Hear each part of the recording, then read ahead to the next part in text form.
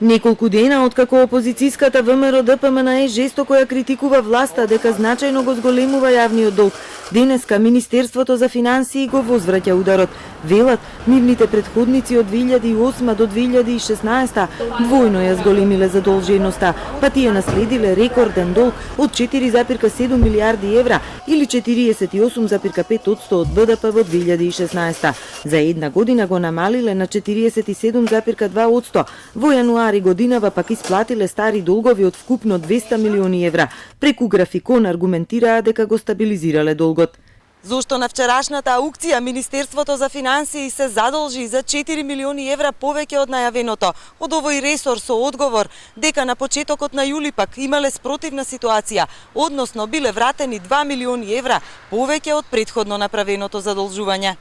Заменик министерката за финансии Елези тврди дека буџетот досега одлично се реализира, 47% од приходите, а буџетскиот дефицит е 0,7%, но таа не исклучува ребаланс за непотрошените пари за капитални расходи да се пренасочеле кај други корисници.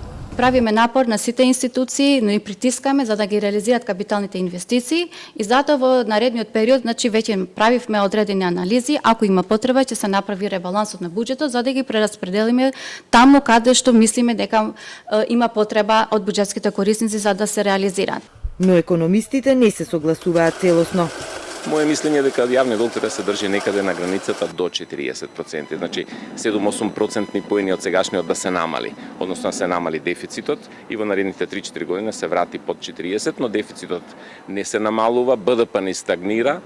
Од ВМРО-ДПМНЕ критикуваат дека парите одат не за капитални проекти, туку за грантови и тендери на членови на СДСМ. Нема нови автопати, нема нови училишта, нема нови градинки, нема нови студентски домови, нема нови болници, нема повисоки субвенции за земјоделците.